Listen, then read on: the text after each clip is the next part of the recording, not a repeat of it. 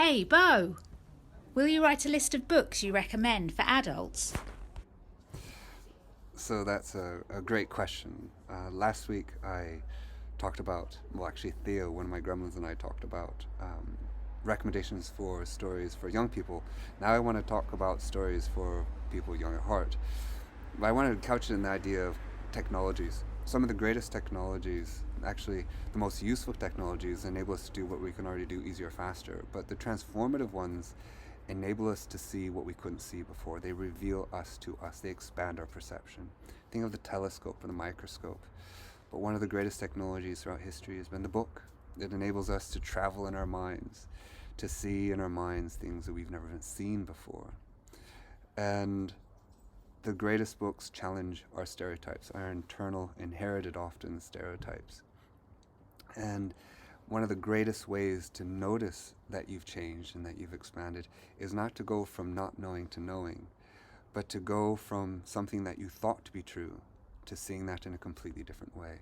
You can then actually see your own transformation. And one of the greatest authors, I think, who challenges stereotypes, that opens the mind, is the English author Terry Pratchett, who wrote 41 novels on the Discworld. And so you'll be busy keeping track of all these books, and what's more, your kids will love them, so reading to your kids becomes the excuse to reading to yourself. And Terry Pratchett uses beautifully the combination of humor and science and mythology, which are a great trio that enables you really to explore and to say anything. And the Discworld of Terry Pratchett's Discworld is just that. It's a flat plane of an earth. It's a disc that floats on the back of four huge elephants that sit on the back of a huge tortoise called Tuin, who swims through space.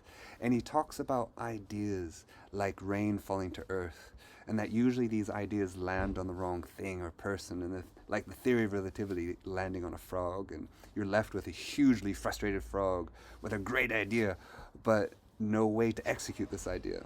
But that sometimes you get the right idea falling on the right person, and when that happens, we experience change that enables all of us to see what we couldn't see before.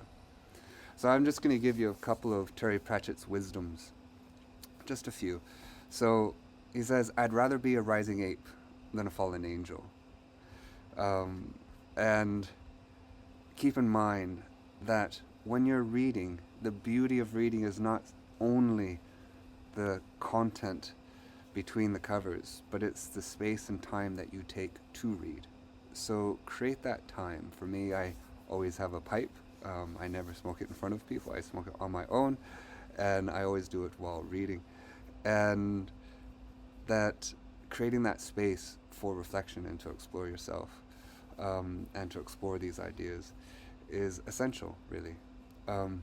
And also write every day if you can, not just who and what and where it happened, but the why that it happened. And it's not simply to find the purpose behind things, it's to find the assumptions and biases that link all your actions together, that unites them, that integrates them.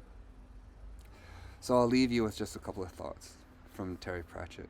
There have been times lately when I dearly wished that I could change the past. Well, I can't, but I can change the present. So then when it becomes the past, it will turn out to be the past worth living. And there's always a story. It's all story, really. The sun coming up every day is a story. Everything's got a story in it. If you don't turn your life into a story, you just become part of someone else's. So change the story and change the world. And the worst thing you can do is to do nothing.